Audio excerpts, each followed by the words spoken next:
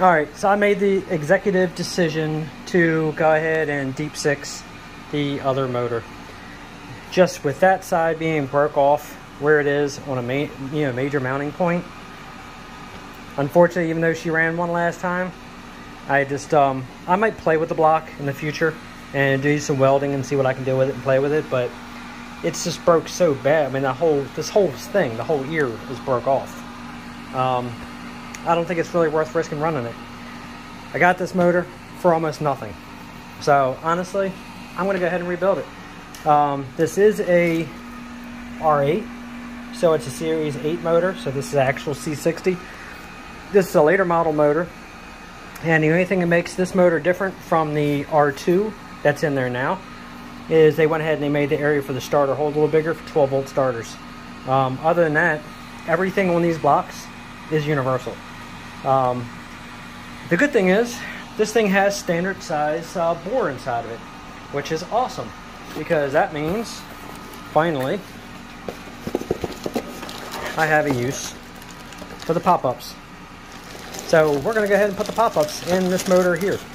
So far I don't see any cracks on this anywhere. I don't see any issues. I don't see any issues on the head on my dirty table. Everything looks good. The casting number on the head is actually the same as the head I have, and this is an R1, and it's an R1 head that's on the other tractor.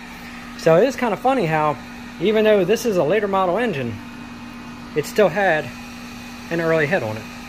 That shows whatever they had left at the plant factory putting these things together, that's what went in it.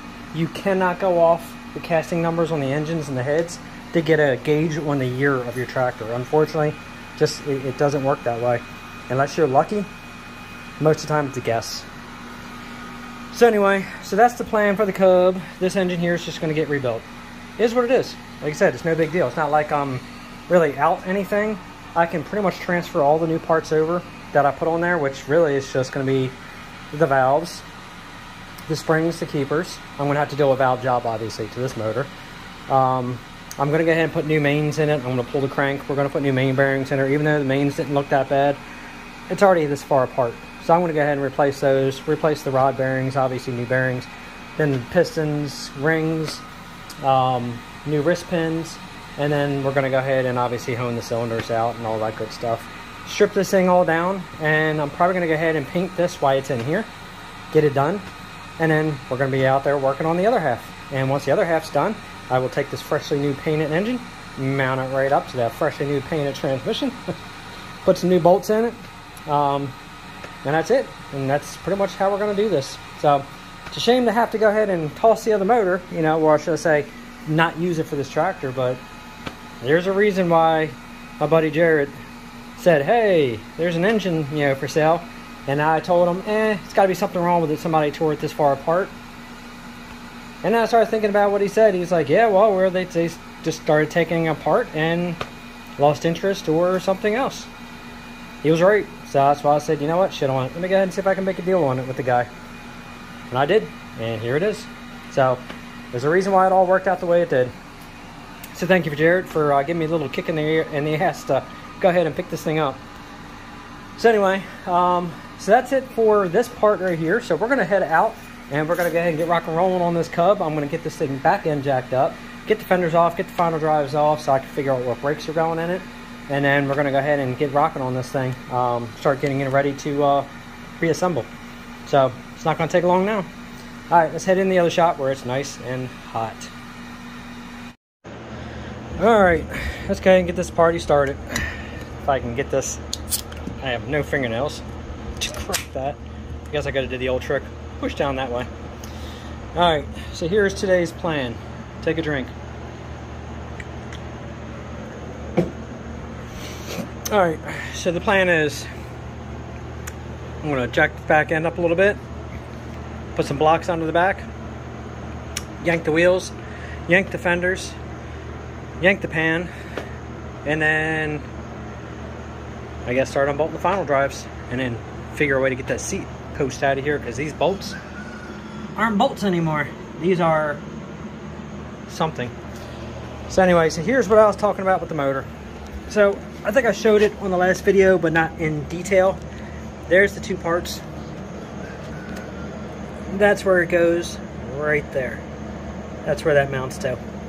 So, like I said, actually I was wrong. This is a version 2 block, a version 1 head, just like the head it's in the shop. So honestly, it just makes more sense to go ahead and just pull all the parts off of this and put everything back over to the other motor. And then honestly, at that point, Cub's together and good. So what the hell, right? So I'm gonna go ahead and get this thing set up in the stand. Most likely this is still gonna be another one of those videos like I did last time. I'm just gonna go ahead and just do a nice little fast forward with some awesome music and get this thing disassembled. And at the end of the video, if I find anything I need to talk about, I'll recap. Other than that, let's get started. All right, we're all set up in the stand again. Don't make fun of my mess over here. I have a lot going on. I haven't had a chance to clean up. I don't like having stuff like this. It really irks me. I'm running out of space fast. Anyway, so once this Cub's back together, obviously, all that stuff will be gone, so I can finally get back to my 300 over there again. So anyway, all right, let's go ahead and get started.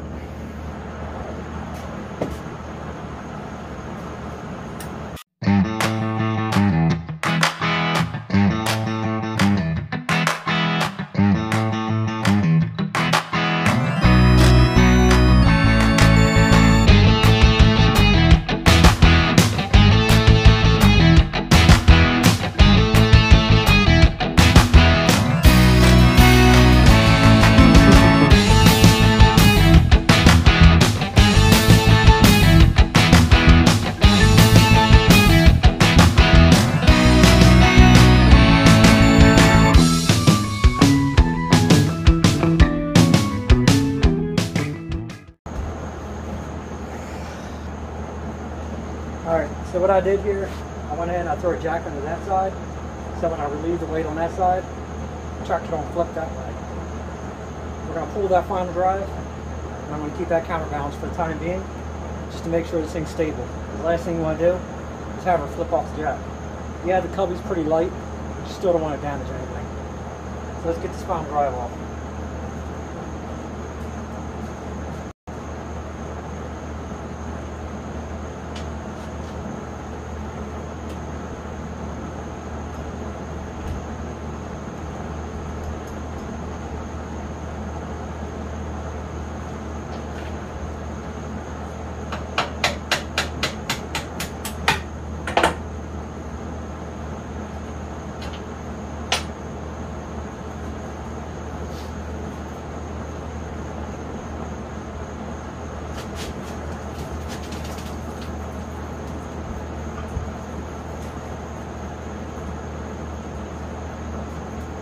That's a lot of water. Guess I'll grab another towel.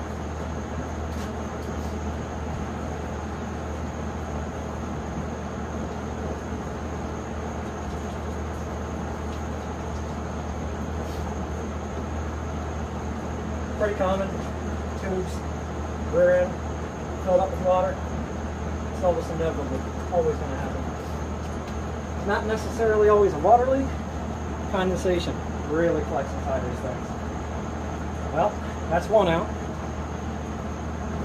See what that brake looks like.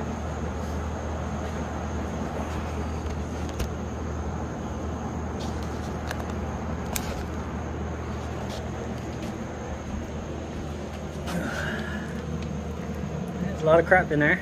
There's all the water. Grab my flashlight. Take a look inside.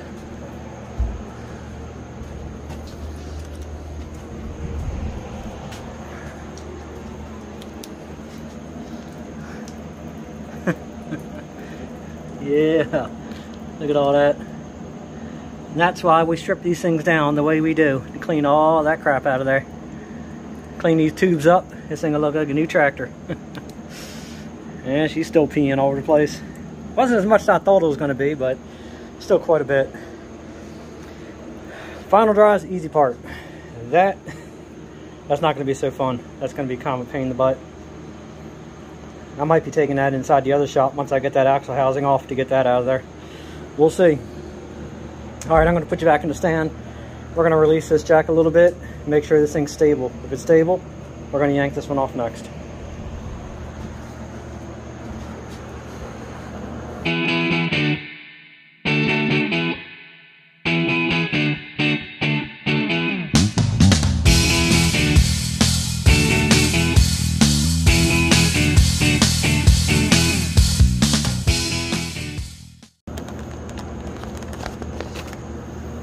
Alright, bring you over here again. Looks like some critters decided to start making a little nest in there. Between that and all the years of crap going in there. It's typical. A little milky, not bad. But now I can get those brakes out of there and figure out what's going on with those brakes so I can get the right pads ordered. Well, band, not pads. Alright, so now we're going to go ahead and see if we can clean this platform off, and let's see if I can get this platform unbolted. If I get the platform unbolted, I think the last thing we're going to do might be pull that. No, I'm not going to pull that axle housing off just yet. We're going to go ahead and get this pan off, see if we can get that seat off, and that'll call it a wrap on this one. And then after that, it's going to be probably breaking down the tube, get all this off of here once I get this thing resupported, and then we're going to see what's going on with this thing. So, alright, let's go ahead and set back up one more time.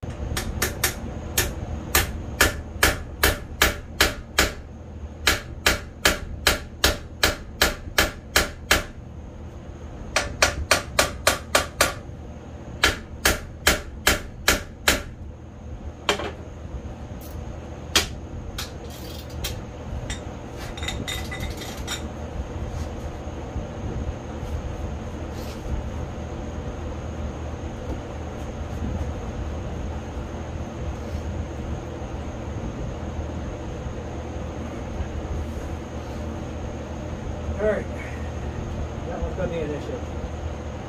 I think it's welded. I'm going to have to scrape that clean to see if it's welded.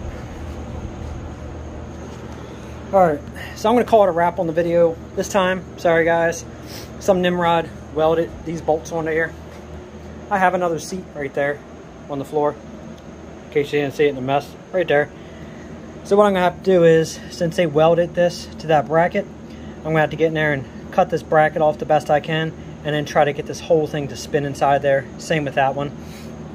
Either that, or I'm going to take a torch and I'm going to cut this bracket off completely around here, and then get in there and break those loose. One way or another is going to be a pain in the ass. Not sure why somebody welded it, but I guess that's why they did this too. Terrible welds, but they're holding. So, anyway, make sure you guys like, subscribe, and share. That way you can keep up on the progress of the little 49 Cub. Other than that, make sure you hit that notification bell, like, subscribe, and share. And until next time, we'll get it. Don't worry, we'll get it.